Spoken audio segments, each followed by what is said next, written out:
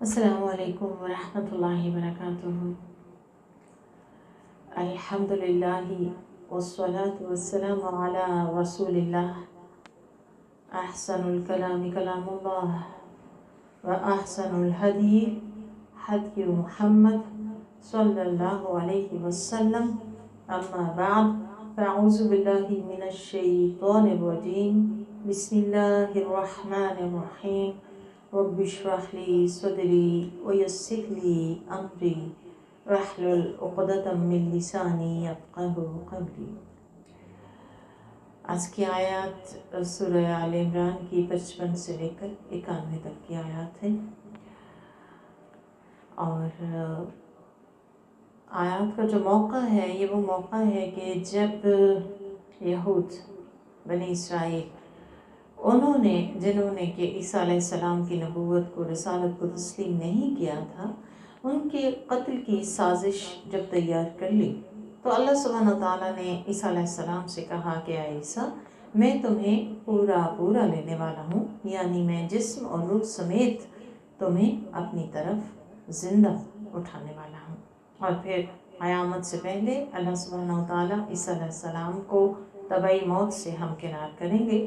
صحیح احادیث سے یہ بات ثابت ہے کہ قیامت کے قریب دوبارہ عیسیٰ علیہ السلام زمین پہ آئیں گے، دجال اور خنزیر کو قتل کریں گے، صلیب کو توڑیں گے اور جزیہ قبول نہیں کریں گے۔ ان کے نزدیک یا تو اسلام ہوگا یا پھر قتل، اور وہ شریعت کے مطابق فیصلہ کریں گے لوگوں میں، اور یہ شریعت محمد مصطفیٰ صلی اللہ علیہ وآلہ وسلم کی شریعت ہوگی، اور ان کے مددگار مسلمان ہی ہوں گے۔ اس کا تذکرہ ہے اس آیت میں، جس میں اللہ سبحانہ تعالیٰ فرماتے ہیں اِذْ قَالَ اللَّهُ يَا عِيسَىٰ إِنِّي مُتَوَفِّيكَ وَرَافِعُكَ إِلَيَّ وَمُطَهِّرُكَ مِنَ الَّذِينَ كَفَرُوا۔ یاد کرو وہ موقع جب اللہ تعالیٰ نے کہا اے عیسیٰ علیہ السلام، میں تجھے پورا لینے والا ہوں اور تجھے اپنی طرف اٹھانے والا ہوں اور کافروں سے تجھے پاک کرنے والا ہوں، اور تیری اتباع کرنے والوں کو قیامت تک کافروں کے اوپر کرنے والا ہوں۔ پھر تمہیں میری ہی طرف لوٹ کے آنا ہے، تو تمہارے درمیان ان باتوں کا میں فیصلہ کر دوں گا جس میں تم آپس میں اختلاف کرتے رہے۔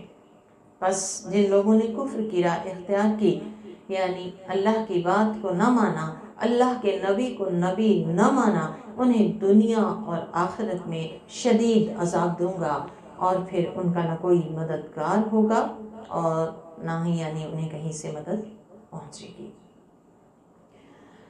جو لوگ ایمان لائے اور انہوں نے عمل صالح کیے تو اللہ تعالیٰ انہیں ان کا پورا بدلہ دے گا۔ یعنی دو چیزیں ہیں جو انسان کے اعمال کو ویلڈ کرنے والی ہیں، جس میں پہلی چیز ایمان اور دوسری چیز ہے نیت کا اخلاص، کہ جو کام بھی انسان کرے وہ صرف اور صرف اللہ کی رضا کی خاطر کرے، اور اس کا طریقہ محمد مصطفیٰ صلی اللہ علیہ وسلم کا طریقہ ہو۔ پھر اس کے بعد فرمایا واللہ لا يحب الظالمین، بے شک اللہ تعالیٰ ظالموں سے محبت نہیں رکھتا، ظالموں کو پسند نہیں فرماتا۔ یہی ہمارا آج کا جملہ ہے جو ہم نے اگلی نشست تک اپنے آپ کو باور کروانا ہے، یاد کروانا ہے۔ واللہ لا يحب الظالمین، اللہ تعالیٰ ظالموں سے محبت نہیں رکھتا۔ ظلم کہتے ہیں کسی چیز کو وہاں پہ رکھ دینا جو اس کی جگہ نہ ہو، چاہے وہ حقوق ہوں، چاہے وہ چیزیں ہوں، یعنی انسان دوہرے معیار کے ساتھ جیے، اپنے لیے اس کے قاعدے قوانین کچھ اور ہوں اور دوسرے کے لیے کچھ اور خود تو حق لینا چاہے بہت سا، بلکہ حق سے بھی بڑھ کے لینا چاہے، اور دوسروں کو حق دیتے وقت اس کو یہ خیال نہ آئے کہ دوسرے کا حق اگر میری ذات پہ رہ گیا تو یہ ظلم ہوگا۔ یہ ظلم مال کا بھی ہے، جان کا بھی ہے، حقوق کا بھی ہے، تو ہمیں ہر لمحہ کانشیس رہنے کی ضرورت ہے کہ اللہ کا حق بھی دینے والے بنے، رسول کا حق بھی دینے والے بنے۔ رسول کا حق کیا ہے کہ ہم آپ کی اطاعت اور اتباع کریں۔ قرآن کا حق دینے والے بنے کہ قرآن کو سیکھنے والے، سمجھنے والے، عمل کرنے والے بنے، اس کے پیغام بر بنے۔ اور اللہ سبحانہ و تعالیٰ نے جن رشتوں، جن تعلقات کے حقوق ہم پہ رکھے ہیں، ان کے حقوق بھی قرآن و سنت کے مطابق جو اللہ نے متعین کیے وہ دینے والے بنے۔ اللہ تعالیٰ ہمیں اس کی توفیق عطا فرمائے۔ تو جب کبھی ہمارا نفس یا حالات ہمیں کہیں ادھر ادھر کرنے لگے، ہم نے خود کو باور کروانا ہے واللہ لا یحب الظالمین، اللہ ظالموں سے محبت نہیں رکھتا۔ ذَلِكَ نَتْلُوهُ عَلَيْكَ مِنَ الْآيَاتِ وَالذِّكْرِ الْحَكِيمِ، فرمایا کہ یہ آیتیں اور حکیمانہ نصیحتیں ہم آپ کو پڑھ کے سنا رہے ہیں، آپ پہ تلاوت کر رہے ہیں۔ یہاں ذکر الحکیم، حکمت بھرا ذکر قرآن ہے، اور ذکر کہتے ہیں ریمائنڈر کو، قرآن ریمائنڈر ہے، اسی لیے پوری زندگی ہمیں اسے پڑھنے اور اس کا ساتھ اپنانے کا حکم ہے، نماز میں اور غیر نماز میں، کیونکہ یہ ریمائنڈر ہے جو ہمیں ریمائنڈ کراتا ہے کہ ہم اللہ کے بندے ہیں اور ہمیں اللہ تعالیٰ کی بات ماننا ہے۔ یہ نصیحت ہے، یہ یاد دہانی ہے۔ اور یاد رکھیں کہ ذکر کا ایک مطلب ہوتا ہے شرف، یعنی قرآن سے عزت ملتی ہے۔ شیخ الاسلام ابن تیمیہ فرماتے ہیں عقل و روح کی طاقت، جسم کی حفاظت اور خوش بختی کی ضمانت کے لیے میں نے کتاب اللہ پر ہمیشگی سے نظر رکھنے سے زیادہ کوئی چیز نہیں دیکھی۔ یعنی اگر ہمیں عقل و روح کی طاقت چاہیے، جسم کی حفاظت چاہیے، خوش بختی چاہیے، تو ہمیشہ کتاب اللہ پہ ہماری نظر رہے۔ اور مالک بن دینار فرماتے ہیں کہ قرآن مومن کے لیے بہار ہے جس طرح بارش زمین کے لیے بہار ہے۔ تو اللہ تعالیٰ سے دعا ہے کہ ہمارے دلوں میں بہار لے آئے اس قرآن کی نسبت سے، کہ یہ قرآن ہمارے دلوں میں ہو، تاکہ ہمارے دلوں، ہماری زبانوں اور ہماری زندگیوں میں بہار آ جائے۔ اور یہی بہار اس وقت بھی ہمیں نصیب ہو جب ہم قبر میں جائیں، تو اللہ تعالیٰ ہماری قبر کو بھی ایک جنت کے باغوں میں سے باغ بنا دے۔ یہ تبھی ہو سکتا ہے جب ہمارا رابطہ قرآن کے ساتھ پکا اور مستقل بنیادوں پہ ہو۔ تو کچھ بھی ہو جائے، دن کے کچھ اوقات مختص کر لیجیے قرآن کے لیے، سیکھنے کے لیے، سمجھنے کے لیے، سوچنے کے لیے، غور و فکر کرنے کے لیے، اور پلان کرنے کے لیے کہ میں نے کس طرح سے اسے اپنی زندگی کا راہبر بنانا ہے۔ اللہ تعالیٰ ہمیں اس کی توفیق دے۔ فرمایا بے شک عیسیٰ علیہ السلام کی مثال اللہ کے نزدیک آدم کی مثال ہے، اسے مٹی سے پیدا کیا گیا، پھر کہا گیا کہ ہو جا تو وہ ہو گیا، اور یہ آپ کے رب کی طرف سے حق بات ہے۔ کیا؟ قرآن۔ اس لیے آپ شک کرنے والوں میں سے نہ ہو جائیں، یعنی قرآن پہ اتنا یقین ہو انسان کا پختہ کہ قرآن جو کہے انسان خوشی خوشی اس کو کرنے والا بن جائے۔ اگرچہ خاص خطاب نبی کریم صلی اللہ علیہ وسلم سے ہے، لیکن ہم سب کے لیے ہے، کیونکہ آپ تو سب سے بڑھ کے اس پہ ایمان لانے والے تھے۔ اس کے بعد کی جو آیت ہے اس سے آیت مباہلہ کہتے ہیں۔ 9 ہجری یا 10 ہجری کا موقع ہے کہ جب وفد نجران، نصارہ کا ایک وفد نبی کریم صلی اللہ علیہ وسلم کے پاس آیا، اور آپ صلی اللہ علیہ وسلم نے انہیں واعظ کی، نصیحت کی، لیکن وہ کسی طرح بھی ماننے کو تیار نہ ہوئے، اور اس میں سرداران نجران بھی شامل تھے۔ اور پھر آخر کار یہ طے پایا کہ مباہلہ ہوگا۔ مباہلہ کیا ہوتا ہے کہ دونوں پارٹیز آمنے سامنے ہوں، اور پھر یہ وہی الفاظ سے کہا کہ آؤ ہم اور تم اپنے بیٹوں کو اور عورتوں کو اور اپنے آپ کو اکٹھا کر لیں، پھر عاجزی کے ساتھ دعا کریں کہ جھوٹوں پہ اللہ کی لعنت ہو۔ تو یہی مباہلہ ہوتا ہے، اور کہتے ہیں کہ نبی کریم صلی اللہ علیہ وآلہ وسلم جب ایک طرف سے نکلے، دوسری طرف تو سرداران نجران اپنی بیویوں بیٹوں کے ساتھ نکلے۔ نبی کریم صلی اللہ علیہ وسلم کے ساتھ حضرت علی، حضرت فاطمہ، حضرت حسن و حسین رضی اللہ عنہم اجمعین تھے، اور جب ان سرداروں نے انہیں دیکھا تو وہ ڈر گئے، اور وہ کہنے لگے کہ دیکھ لو آج ہم جو صورتیں دیکھ رہے ہیں، یہ اگر اللہ سے دعا کریں تو پہاڑ بھی جگہ سے ٹل جائیں۔ اور پھر یہ بھی انہوں نے کہا کہ چونکہ ہماری کتاب میں پہلے سے خبر دے دی گئی ہے اس بات کی کہ بنی اسماعیل میں سے ایک نبی آئے گا، اگر یہ نبی وہی ہوا اور تم نے اس کے ساتھ ڈائریکٹ مناظرہ کیا، مباہلہ کیا، تو تم سب کے سب ہلاک کر دیے جاؤ گے۔ لہٰذا وہ ڈر کر پیچھے ہٹ گئے اور جزیہ دینے پہ راضی ہو گئے۔ فرمایا بے شک یہی سچا بیان ہے اور اللہ کے علاوہ کوئی معبود نہیں، اور بے شک اللہ تعالیٰ زبردست اور حکمت والا ہے۔ بس اگر وہ اعراض کریں تو بے شک اللہ تعالیٰ فساد کرنے والوں کو خوب جانتا ہے۔ آپ کہہ دیجئے اے اہل کتاب، آؤ ایک کلمے پہ جمع ہو جائیں۔ بہت خوبصورت اصول ہمیں پوری زندگی کے لیے دے دیا گیا کہ اگر ہم چاہتے ہیں کہ کوئی شخص دین کی طرف آ جائے، ہم اسے خیر کی دعوت دیں، تو اس کے لیے ضروری ہے کہ ہم کامن گراؤنڈز پہ بات کا آغاز کریں۔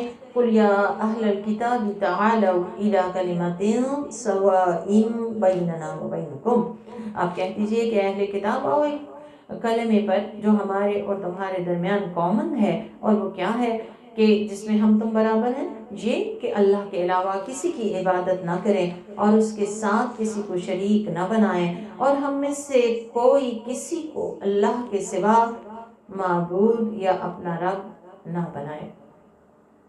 اب کسی کو اللہ کے سوا رب بنانا کیا ہوتا ہے کہ اس کی ایسی بندگی کرنا جیسی کہ اللہ کی کرنی چاہیے، اس کی ایسی اطاعت کرنا جیسی اللہ کی کرنی چاہیے، جو اللہ کے حقوق ہیں وہ اس کو دے دینا۔ فرمایا بس اگر وہ اعراض کریں تو تم کہہ دو گواہ رہو کہ ہم تو مسلم ہیں۔ بخاری، مسلم اور نسائی، اس میں ابن عباس رضی اللہ عنہما سے روایت ہے کہ مجھ سے ابو سفیان نے بیان کیا کہ ہرقل نے رسول اللہ صلی اللہ علیہ وآلہ وسلم کا خط منگوایا اور اسے پڑھا، تو خط کی جو تحریر تھی وہ اس طرح سے تھی: بسم اللہ الرحمن الرحیم، محمد رسول اللہ صلی اللہ علیہ وآلہ وسلم کی طرف سے ہرقل عظیم روم کے نام، سلام ہو اس پر جو راہ حق کا اتباع کرے۔ اما بعد، میں تمہیں اسلام قبول کرنے کی دعوت دیتا ہوں۔ اسلام قبول کر لو، سلامتی پالو گے، اللہ تمہیں دگنا اجر دے گا، اور اگر روگردانی کی تو سب کا گناہ تمہارے سر ہوگا۔ خط میں اس کے بعد یہی آیت آپ صلی اللہ علیہ وآلہ وسلم نے تلاوت کی جو ابھی میں نے پڑھی ہے، اور جس کے 3 نکات ہیں، 3 چیزیں ہیں۔ نمبر 1 چیز کیا ہے کہ اللہ سبحانہ وتعالیٰ کے سوا کسی اور کی بندگی بجا نہ لانا، اور اللہ کے ساتھ کسی کو شریک نہ کرنا، اور اللہ کو چھوڑ کے کسی اور کو رب نہ بنانا، یعنی حلال اور حرام وہی ماننا جو اللہ نے حلال قرار دیا ہے یا حرام قرار دیا ہے۔ اللہ کے سوا کسی اور کے حلال کردہ کو حلال یا حرام نہیں ٹھہرانا۔ اللہ تعالیٰ ہمیں شاہدین میں شامل کرے، مسلمون میں شامل فرمائے۔ فرمایا اہل کتاب، ابراہیم علیہ السلام کے بارے میں کیوں جھگڑتے ہو، حالانکہ تورات اور انجیل تو اس کے بہت بعد نازل کی گئی۔ اب یہ تھا کہ ہر کوئی کہتا تھا، یہود کہتے تھے ہم ابراہیم کے راستے پہ ہیں، ہم ان کا طریقہ فالو کرتے ہیں، اور اسی طرح نصارہ بھی اور باقی سب بھی یہی کہتے تھے۔ تو یہاں پہ کہا گیا کہ تم کیوں جھگڑتے ہو، تورات تو ابراہیم علیہ السلام کے 1000 سال بعد آئی، انجیل تو ان کے 2000 سال بعد آئی، کیا تم سمجھتے نہیں ہو، کیا تم عقل نہیں رکھتے ہو؟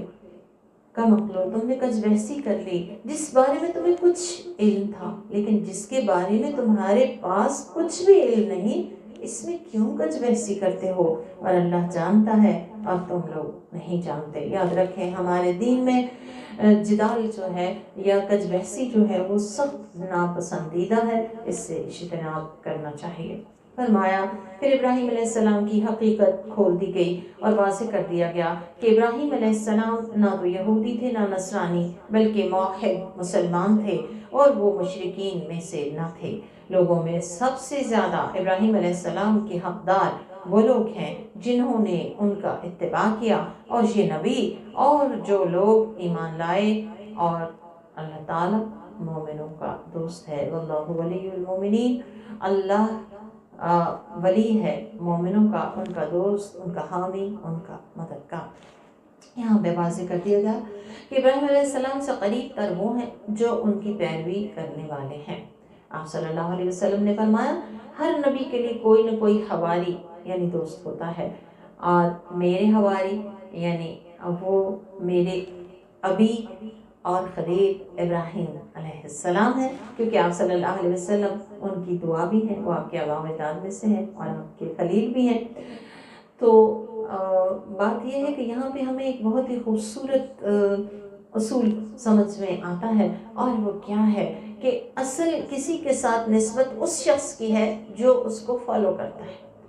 ہم نبی صلی اللہ علیہ وسلم کے فالوورز ہیں، ہماری نسبت آپ کے ساتھ سچی تبھی ہوگی جب ہم آپ کو فالو کرنے والے ہوں گے۔ آپ صلی اللہ علیہ وسلم نے فرمایا کیا میں تمہیں خبر نہ دوں ان کی جو قیامت کے دن میرے قریب تر ہوں گے۔ ہم چاہتے ہیں ہماری نسبت آپ سے پکی ہو، ہم آپ کے قریب تر ہوں، تو غور سے سنیے۔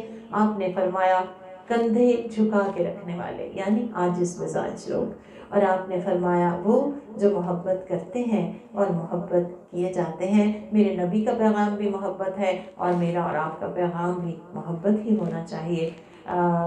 خیر بانٹنا، پیار بانٹنا، ان کے درمیان بھی جن کو ہم جانتے ہیں، اور ان کے درمیان بھی جنہیں ہم نہیں جانتے لیکن وہ کلمہ گو ہیں، بلکہ اللہ کی ساری مخلوق اس کا کنبہ ہے۔ جو کلمہ گو نہیں، ان کے ساتھ محبت کا تقاضا یہ ہے کہ ہم ان کو اللہ کی بندگی کی طرف بلائیں۔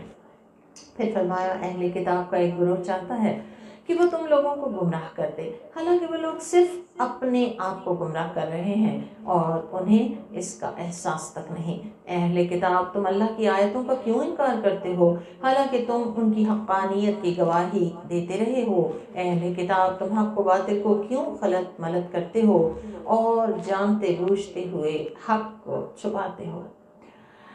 اہل کتاب کے کچھ طریقوں کا بیان ہے جو اللہ تعالیٰ کو ناپسند تھے، اور ایسے ہی وہ دین سے پھیرتے تھے مسلمانوں کو، جو لوگ اسلام کی طرف آتے تھے دین میں شک پیدا کرتے تھے، اور حق اور باطل کو ملا کر ایک ایسا ملغوبہ سا بنا دیتے تھے کہ تاکہ لوگ جو ہیں وہ پریشان ہو کے دین کی طرف نہ آئیں۔ ان کا طریقہ کیا تھا لوگوں کو بدراہ کرنے کا؟ دین میں شک پیدا کرنا، قرآن پاک میں تحریف کر دینا، یا پھر اس کی غلط تعویلیں کرنا۔ اس کا یہاں پہ ذکر کیا جا رہا ہے۔ فرمایا اہل کتاب کے ایک گروہ نے کہا کہ ایمان لانے والوں پہ جو کچھ اترا ہے، کیا اترا تھا؟ قرآن اور سنت، اس پر تم لوگ دن چڑھے ایمان لے آؤ اور شام کے وقت انکار کر دو، شاید کہ وہ لوگ اپنے دین سے پھر جائیں۔ حق چھڑوانے کا اگلا حربہ ان کا کیا تھا کہ نبی کریم صلی اللہ علیہ وسلم پر، قرآن پر صبح ایمان لے آؤ اور شام کو کہو کہ ہم نے تو اس دین میں کوئی خیر نہیں دیکھی، اگر اس میں کوئی اچھی بات ہوتی، ہم تو اہل کتاب ہیں، ہمارے پاس تو علم ہے، اگر اس میں کوئی اچھی بات ہوتی تو ہم اسی دین کو ترجیح دیتے۔ اور یہ ایسا وہ کیوں کرتے تھے؟ کیونکہ ہمارے ہاں اکثر لوگوں کا طریقہ کیا ہوتا ہے کہ وہ ایک دوسرے کو دیکھ کر چلتے ہیں، تو وہ لوگوں کو بدراہ کرنے کے لیے چھوڑ دیتے تھے دین کو صبح اپنا کر شام کو، تاکہ باقی لوگوں کے بھی دل پریشان ہو جائے اور ان کا دل بھی اٹھ جائے اس دین سے، اور وہ بھی بددل ہو کے یہ دین چھوڑ جائیں۔ فرمایا اور تم لوگ صرف اسی پر اعتماد کرو جو تمہارے دین کا اتباع کرتا ہے۔ یہ وہ لوگ کہتے تھے آپس میں ایک دوسرے کو، یہود و نصارہ، خاص طور پہ یہود، کہ جو تمہارے طریقوں پہ چلے بس تم اسی پہ جو ہے بھروسہ کرو۔ آپ کہہ دیجئے کہ اصل ہدایت تو اللہ کی ہدایت ہے۔ یاد رکھیں ان الہدی ھدی اللہ، ہدایت اللہ کی ہدایت ہے۔ کوئی بھی شخص کتنا ہی قریبی کیوں نہ ہو، کتنا ہی ہمیں اچھا نظر کیوں نہ آتا ہو، لیکن اگر وہ اللہ کی کتاب کے حوالے سے ہمیں گائیڈ نہیں کر رہا تو وہ چیز ہدایت پہ مبنی نہیں ہے۔ اگر وہ سنت رسول کے حوالے سے ہمیں گائیڈ نہیں کر رہا تو وہ چیز ہدایت پہ مبنی نہیں ہے۔ فرمایا کہ اصل ہدایت تو اللہ کی ہدایت ہے، اور یہ ہرگز نہ مانو کہ کسی کو ویسا ہی دین دیا جائے جیسا تمہیں دیا گیا ہے، یا وہ لوگ تمہارے رب کے پاس تم سے جھگڑیں گے۔ آپ کہہ دیجئے فضل تو اللہ کے ہاتھ میں ہے، جسے چاہتا ہے اسے عطا فرماتا ہے۔ یاد رکھیں فضل سارے کا سارا اللہ کے ہاتھ میں ہے، وہ کسی اور طریقے سے نہیں مل سکتا سوائے اس کے کہ وہ جس کو عطا کر دے۔ اور ہمارے پیارے نبی نے جہاں ہمیں ہر طریقے سے گائیڈ کیا، وہاں ہمیں دعاؤں کے حوالے سے بھی ہماری رہنمائی کی، اور فضل پانے کی بہت خوبصورت دعا آپ نے ہمیں سکھائی ہے۔ اللہم انی اسألک من فضلک ورحمتک فإنہ لا یملکھا الا انت، اے اللہ میں تیرے بڑے فضل کا سوال کرتی ہوں، تیری رحمت کا سوال کرتی ہوں کہ تیرے سوا ان کا مالک کوئی نہیں۔ اور اللہ تعالیٰ بڑا وسعت والا اور بڑا جاننے والا ہے، جسے چاہتا ہے اپنی رحمت کے لیے خاص کر دیتا ہے، اور اللہ تعالیٰ فضل عظیم والا ہے۔ تو ہمیں کسی طرح کا بھی فضل چاہیے، دنیا کا، آخرت کا، اولاد میں، جان میں، مال میں، قبر میں، حشر میں، وہ سب کا سب اللہ کے ہاتھ میں ہے۔ یہاں بھی اللہ کے رسول کی دعا ہے، اللہم انا نسألک الفضلک العظیم، اے اللہ ہم سب تجھ سے فضل عظیم کا سوال کرتے ہیں۔ اور علماء یہ بھی کہتے ہیں کسی کی کوئی نعمت دیکھ کر اگر ہمارا دل چاہے کہ اللہ ہمیں بھی عطا کرے تو اللہ تعالیٰ سے انہی الفاظ کے ساتھ دعا کرنی چاہیے کہ اللہ ہم تجھ سے تیرے بڑے فضل کا سوال کرتے ہیں۔ پھر فرمایا کہ کتاب میں سے بعض ایسے ہیں جنہیں اگر ایک خزانے کا امین بنا دو تو وہ تمہیں لوٹا دیں گے، اور ان میں سے بعض ایسے ہیں کہ اگر ایک دینار کا بھی امین بناؤ تو وہ کیا کریں گے، تمہیں نہیں لوٹائیں گے مگر یہ کہ ان کے سر پہ سوار ہو جاؤ۔ یہ اس لیے کہ وہ کہتے ہیں کہ ان امیوں کے ساتھ بددیانتی کرنے سے ہمارے اوپر کوئی گناہ نہیں، اور اللہ کے بارے میں جانتے بوجھتے کذب بیانی کرتے ہیں، یعنی جھوٹ گھڑتے ہیں۔ امی کہتے ہیں ان پڑھ کو، اہل عرب کو یہود امی کہتے تھے کیونکہ بہت عرصے سے ان کے ہاں کوئی نبی نہیں آیا تھا، ان کے پاس کوئی کتاب نہ تھی، وہ پڑھے لکھے نہ تھے، کتاب اللہ کو نہ جانتے تھے۔ تو اہل عرب کے حوالے سے یہود کا یہ عقیدہ تھا کہ ان کو امانت کی ادائیگی کرنا ہمارے لیے لازم نہیں، ان کو وہ آپ سیکنڈ کلاس کہہ لیں یا تھرڈ کلاس کہہ لیں، وہ شہری سمجھتے تھے کہ ہم پہ لازم نہیں ہے، اگر ان کے ساتھ ہم جو چاہیں کر سکتے ہیں۔ یاد رکھیں ہمارے نبی نے یہ بتایا ہے کہ منافق کی 3 نشانیاں ہیں، بات کرے تو جھوٹ بولے، امانت رکھوائی جائے تو خیانت کرے، وعدہ کرے تو پورا نہ کرے، اور ہمارے رسول نے امانت کی ادائیگی کو ایمان کا حصہ بتایا اور فرمایا لا ایمان لمن لا امانت لہ، اور ہمیں حکم دیا لا تخن من خانک، اس کے ساتھ بھی تم خیانت نہ کرو جو تمہارے ساتھ خیانت کرے، یعنی تم اپنے اسلام کا اظہار، اپنے ایمان کا اظہار ہر ایک کی امانت کی پاسداری کے ساتھ کرو۔ اللہ تعالیٰ ہمیں اس کی توفیق دے۔ بلا من اوفى بعهده واتقى فإن الله يحب المتقين، فرمایا ہاں جو شخص اپنا عہد پورا کرے اور اللہ سے ڈرے، اللہ کا تقوی اختیار کرے تو اللہ تعالیٰ متقیوں سے محبت رکھتا ہے۔ اللہم آتی نفسی تقواها وزکها انت خیر من زکاها انت ولیها ومولاها، آمین۔ فرمایا بے شک جو لوگ اللہ سے کیے ہوئے عہد اور اپنی قسموں کے بدلے میں کوئی معمولی قیمت قبول کر لیتے ہیں، یعنی اللہ سے ہمارا عہد کیا ہے، لا الہ الا اللہ جب ہم پڑھتے ہیں تو ہم اس بات کا عہد کرتے ہیں کہ ہم اللہ کے تابع رہیں گے، ہماری زندگی پر جو قانون نافذ ہوگا وہ اللہ کا قانون، اللہ کی شریعت ہوگی۔ فرمایا جو لوگ اس کے بدلے میں معمولی قیمت قبول کر لیتے ہیں، یعنی دنیا کے فائدے کو ترجیح دیتے ہیں اور اپنے صحت کو فراموش کر دیتے ہیں، آخرت میں ان کا کوئی حصہ نہیں، اور اللہ ان سے بات بھی نہیں کرے گا، اور قیامت کے دن ان کی طرف نظر اٹھا کے دیکھے گا بھی نہیں، نہ انہیں پاک کرے گا، اور ایسے لوگوں کے لیے دردناک عذاب ہے۔ تو یہاں پہ بتا دیا گیا کہ ایک مومن کا طریقہ کیا ہونا چاہیے کہ وہ اپنی آخرت کو کسی صورت نقصان سے دوچار نہ کرے، چاہے دنیا کا کتنا بڑا ہی فائدہ کیوں نہ ہو۔ فرمایا ان میں سے بے شک ایسے لوگ بھی ہیں جو اپنی زبانوں کو کتاب پڑھتے وقت مروڑتے ہیں تاکہ تم لوگ اسے کتاب کا حصہ سمجھو، حالانکہ وہ کتاب کا حصہ نہیں ہوتا، اور کہتے ہیں کہ وہ اللہ کی طرف سے نازل کرتا ہے، حالانکہ وہ اللہ کے پاس سے نہیں ہوتا، اور جانتے ہوئے اللہ کے بارے میں جھوٹ گھڑتے ہیں۔ یہ ناممکن ہے کہ اللہ ایک آدمی کو کتاب اور حکمت اور نبوت دے اور پھر وہ لوگوں سے کہے کہ اللہ کو چھوڑ کے میرے بندے بن جاؤ، یعنی اللہ کے جو بندے ہیں وہ ایسے نہیں ہوتے کہ لوگوں کو اپنے بندے بنانا شروع کر دیں، بلکہ وہ تو یہ کہے گا کہ تم ربانی بن جاؤ۔ ربانی کون ہوتا ہے؟ جو رب والا ہو، جس کے دل میں رب کی عظمت کا احساس اس قدر راسخ ہو جائے کہ وہ رب کی بندگی بجا لائے دنیا کے تمام سفیئرز میں، اور نہ صرف خود رب کی عظمت کا احساس کرنے والا ہو، بلکہ دوسروں کو بھی رب کی عظمت کا احساس کروانے والا اور رب کی عظمت کی طرف بلانے والا ہو۔ اور یہ کیسے لوگ ہوتے ہیں؟ فرمایا اس وجہ سے کہ تم لوگ دوسروں کو اللہ کی کتاب سکھاتے تھے اور خود بھی اسے پڑھتے تھے۔ یہاں پہ یہ بات واضح کرتی گئی کہ کتاب پڑھنے یا پڑھانے کا مقصد کیا ہونا چاہیے؟ ربانی بننا، رب والا بننا، ایسا بن جانا کہ اللہ سبحانہ و تعالیٰ کی غلامی کے لیے انسان ٹیون ہو جائے، سر تسلیم خم کر دے۔ اور یہ بھی ناممکن ہے کہ وہ تمہیں فرشتوں اور انبیاء کو رب بنا لینے کا حکم دے۔ کیا وہ تمہارے مسلمان ہو جانے کے بعد تمہیں کفر کا حکم دے گا؟ تو اصل اسلام کیا ہے؟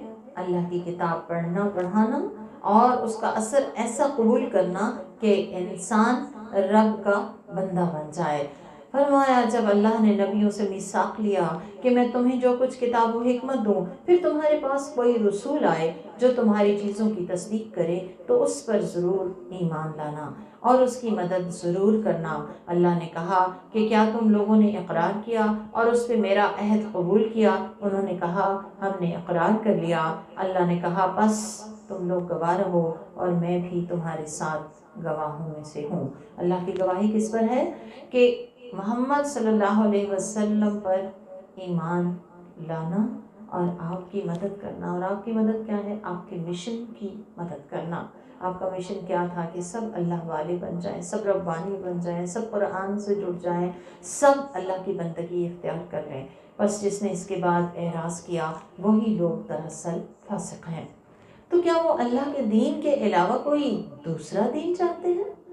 حالانکہ آسمان و زمین میں جو کچھ بھی ہے سب نے برضا اور بغیر رضا اسی کے سامنے گردن جھکا رکھی ہے اور سب اسی کی طرف لوٹ کے جانے والے ہیں۔ آپ کہہ دیجئے کہ ہم اللہ پہ ایمان لائے اور اس پر جو ہم پہ نازل ہوا اور جو ابراہیم، اسماعیل، اسحاق اور یعقوب اور ان کی اولادوں علیہم السلام اجمعین پہ نازل ہوا، اور جو موسیٰ اور عیسیٰ علیہ السلام اور دیگر انبیاء کو ان کے رب کی طرف سے دیا گیا، ہم ان کے درمیان کوئی تفریق نہیں کرتے اور ہم اسی کے لیے اپنی گردن جھکائے ہوئے ہیں، یعنی وَنَحْنُ لَهُ مُسْلِمُونَ، ہم اس کے تابع فرمان ہیں، ہم سر تسلیم خم کرتے ہیں۔ کس کے؟ جو اللہ تعالیٰ نے نازل کیا، کتاب اللہ و سنت رسول اللہ۔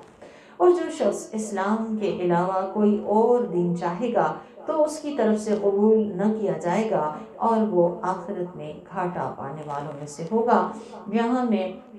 یہاں ہمیں بتا دیا گیا کہ خسارہ پانے والا کون شخص ہے؟ وہ نہیں جس کا مال اٹھا لیا جائے یا اس کا نقصان ہو جائے، وہ نہیں جس کی جان کا نقصان ہو جائے، مگر اصل خسارہ اس کا ہے جو آخرت میں خسارے میں ہو۔ اور وہ کون ہوگا؟ جو دنیا میں دین اسلام کے علاوہ کوئی اور طریقہ زندگی اختیار کرے گا۔ اور یاد رکھیے من عمل عملا لیس لہ امرنا فہو رد، میرے نبی نے فرمایا کہ جس نے کوئی ایسا عمل کیا کہ جو ہمارا عمل نہیں، تو ہمارے عمل میں سے نہیں، تو وہ ہماری طرف سے رد ہے، اس کی کوئی قبولیت نہیں۔ لہٰذا ہمارے لیے آخرت کے خسارے سے بچنے کا نسخہ کیا ہے؟ کہ ہم اس دنیا کی زندگی میں اپنی زندگی کا طریقہ اسلام کے مطابق ڈھالیں اور سنت رسول صلی اللہ علیہ وآلہ وسلم کے مکمل تابع بن جائیں، اور جو کچھ آپ نے بتایا، جتنا بتایا، جیسا بتایا، اس کو اپنے لیے کافی اور وافی سمجھیں۔ فرمایا اللہ تعالیٰ کیسے ہدایت دے گا ایسے لوگوں کو جو ایمان لانے کے بعد دوبارہ کافر ہو گئے اور اپنی اس گواہی کے بعد کہ رسول برحق ہے اور ان کے پاس کھلی نشانیاں آ جانے کے بعد، اور اللہ تعالیٰ ظالم قوم کو ہدایت نہیں دیتا۔ ایسے لوگوں کا بدلہ یہ ہے کہ ان پہ اللہ اور فرشتوں اور تمام بنی نوع انسان کی لعنت ہے۔ وہ لوگ اسی میں ہمیشہ رہیں گے، نہ ان کا عذاب ہلکا کیا جائے گا، نہ انہیں مہلت دی جائے گی، مگر وہ لوگ جنہوں نے اس کے بعد توبہ کی۔ بہت بڑا گناہ ہے مرتد ہو جانا۔ مرتد کون ہوتا ہے؟ اسلام لانے کے بعد اسلام سے پھر کسی اور دین میں چلے جائے۔ تو لیکن یہاں بھی اللہ تعالیٰ نے توبہ کا دروازہ کھلا رکھا ہے اور فرمایا کہ مرتد کے لیے تو عذاب کبھی ہلکا بھی نہیں ہوگا، اس پہ لعنت بھی ہے، وہ جہنم میں بھی چلا جائے گا۔ لیکن جو لوگ اس دنیا کی زندگی کے اندر توبہ کا راستہ اختیار کر لیں اور اپنی اصلاح کر لیں تو بے شک اللہ تعالیٰ بڑا مغفرت فرمانے والا اور رحم فرمانے والا ہے۔ فرمایا بے شک جو لوگ ایمان لانے کے بعد دوبارہ کافر ہو گئے، پھر ان کے کفر میں اضافہ ہوتا گیا، ان کی توبہ قبول نہ کی جائے گی اور وہی لوگ حقیقی معنوں میں گمراہ ہیں۔ بے شک جن لوگوں نے کفر کیا اور حالت کفر میں ہی مر گئے، ان کی طرف سے زمین بھر سونا بھی بطور فدیہ قبول نہ کیا جائے گا، ان کے لیے دردناک عذاب ہوگا اور ان کا کوئی بھی مددگار نہ ہوگا۔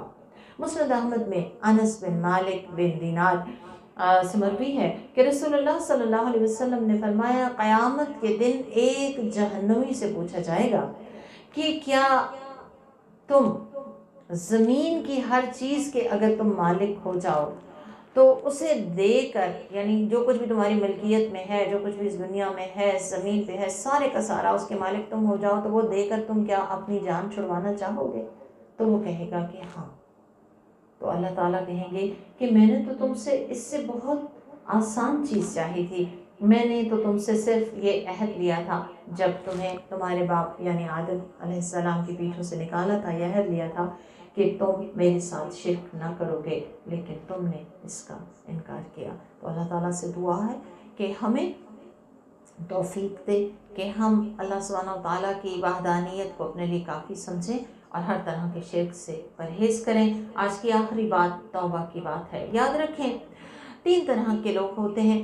ایک وہ لوگ ہوتے ہیں کہ جو کوئی بھی غلطی کر لیتے ہیں، اس پہ شرمندہ ہو جاتے ہیں، معافی مانگ لیتے ہیں، اپنی اصلاح کر لیتے ہیں، دنیا کی زندگی کے اندر رہتے رہتے اس سے پہلے کہ ان پہ موت طاری ہو تو ایسے لوگوں کی توبہ قبول ہو جاتی ہے۔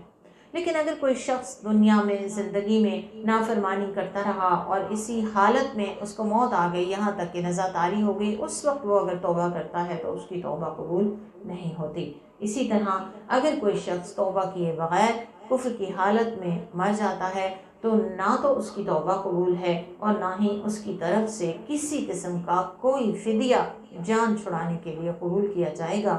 اللہ سبحانہ و تعالیٰ سے دعا ہے کہ ہمیں کثرت سے توبہ کرنے والوں اور اپنے گناہوں پہ شرمندہ ہونے والوں اور اپنی اصلاح کرنے والوں میں شامل فرمائے۔ ربنا تقبل منا انك انت السميع العليم وتب علينا انك انت التواب الرحيم۔